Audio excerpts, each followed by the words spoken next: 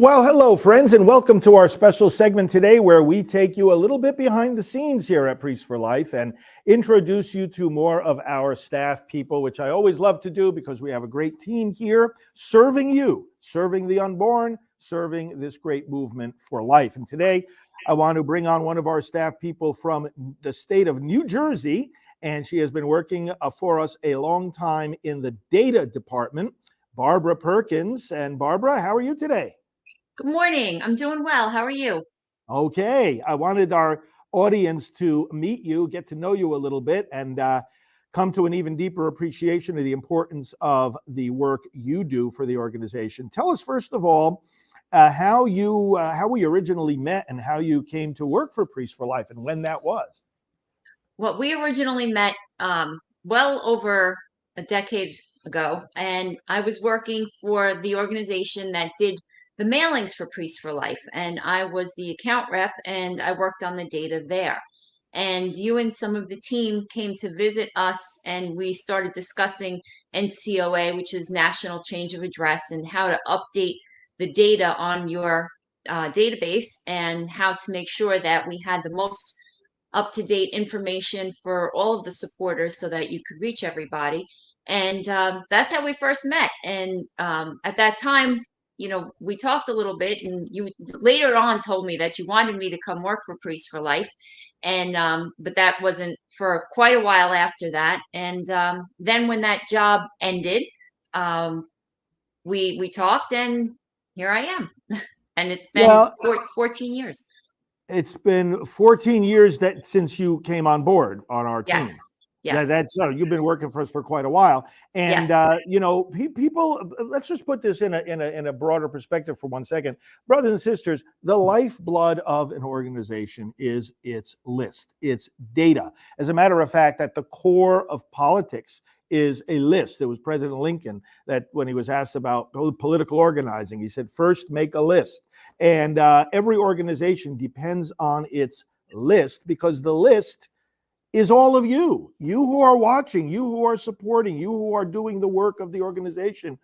Unless we, or any organization, whether it's a church, whether it's a government entity, whether it's a pro-life group, any organization to thrive, we've got to keep track of who you are, because you are the reason that data is the lifeblood of the organization is that you are, all of you who are watching. So Barbara, what you're doing is so key. And I remember those early conversations. In fact, when you were our account rep with the other company, we would have to get on the phone every once in a while, make sure that certain data techniques were approved. And at that time, I was building many of our databases myself, and I would ask you for guidance on certain aspects of Microsoft Access, remember? And you would give me some.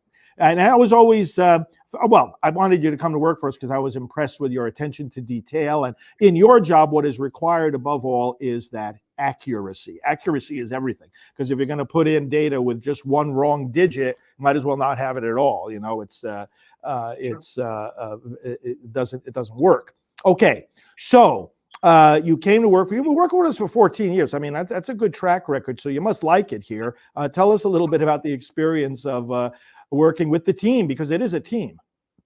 It is a team, and it's a great team, and all of us have actually been here for a long time, so we understand each other well. We work together well. As you said, I'm from New Jersey, so I used to come to the office in New York once a month, and then when you moved down to Florida, I hadn't come down for a while, and now I come down regularly as I can, and I love when I come down because I feel like we are a family and we work together so well, and we all have a common goal in mind. This job is unlike any other job I've ever had in that aspect, where we truly are that family, and that we have such a great rapport together. We have such mutual respect, admiration. We all work hard for the cause. Our heart and soul is put into this work. That word is the key, the cause, and we could also use the word faith. We are all people of faith. We pray together as a staff each and every day, and the Lord Jesus is at the core of this, and it is a mission. I mean, it's a job It's a job, but most who come to this particular job also see it as a mission. And actually, it's those who see it as a mission who are going to do best in this work, because it requires dealing with, yeah, it's a tough issue to deal with. It's a sad thing that we're dealing with, this killing of babies and ministering to the wounds of the mothers. Even somebody in your position, you're dealing with data all day long. Nevertheless, you're very much attuned to and in contact with the reality of the issue that we're addressing, right? Yes, absolutely. And, behind every piece of data lies a person, and every person has a story, and God has a story for every person. And he's got a purpose and a plan for each one of us. So, just trying to make sure that we can reach people that need to be reached is such an important thing to me. I want to make a point here about the relationship between your work also and politics. I made reference already to Lincoln's quote. But right now in our election and political life in America, a lot of attention rightly is being given to election integrity. And one of the aspects of strengthening election integrity is precisely the kind of work you do, keeping the voter lists up to date. And it's amazing when you look at the political dynamics going on right now. It's amazing that although most of the American people say, yeah, this is common sense, you ought to keep the list up to date, some people in our political world oppose that.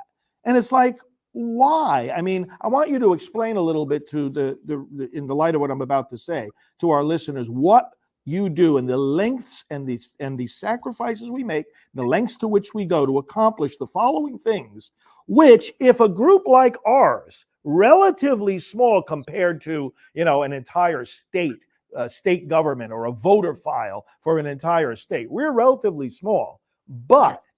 if we can do the kind of things we do, which I'm going to have you explain a little bit more, then why in the world can we not require a state by law to do the following things? If a person on your list has died, okay, you have a list of the voters. Okay, here are the people that are going to vote. They voted in the last election. Hopefully they'll vote in the next election. But if they've died, they're not going to vote.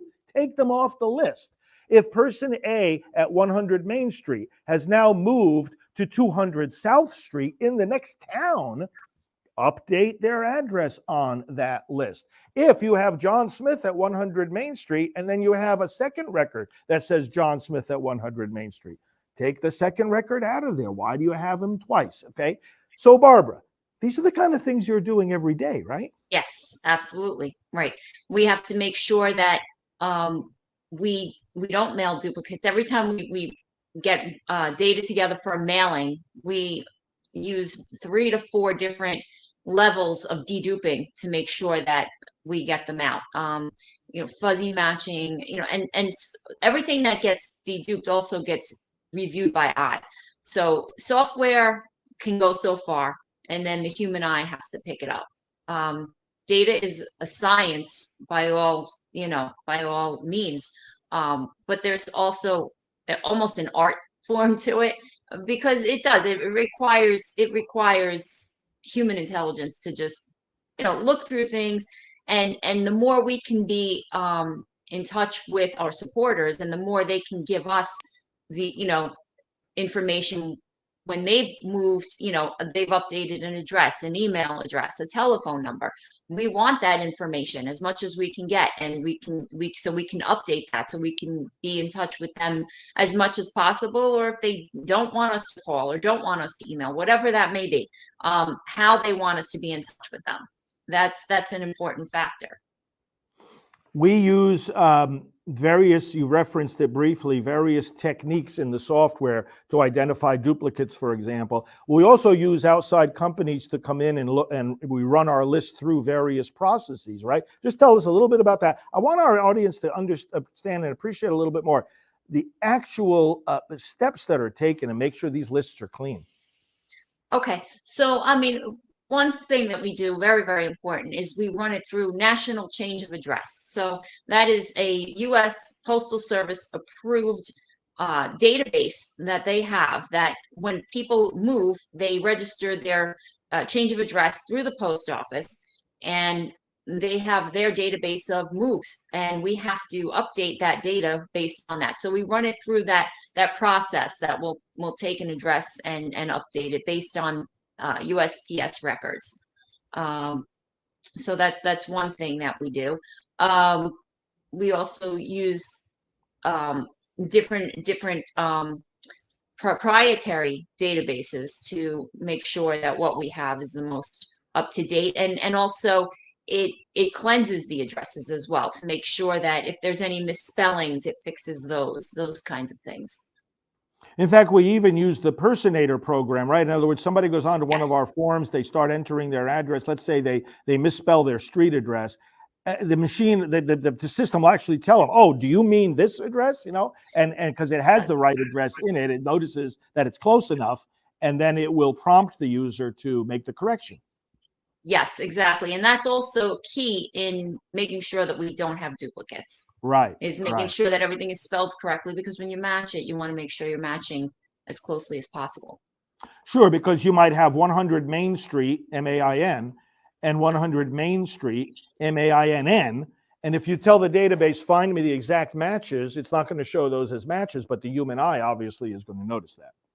Correct. Yeah. Mhm. There's a lot that goes into this. And friends, the reason I'm going into this in a little bit of detail with Barbara, again, election related, clean up those voter files. We've got to be insisting with our state governments that they have exercised the kind of responsibility over those lists that we obviously at Priests for Life exercise over our own list, and that many organizations do as well. So Barbara, 14 years, looking to another 14. We're going to bring an end to abortion, and that Yes. involves not just the those big public events and rallies and talks like I gave the other night to a few hundred pro-life people in Michigan.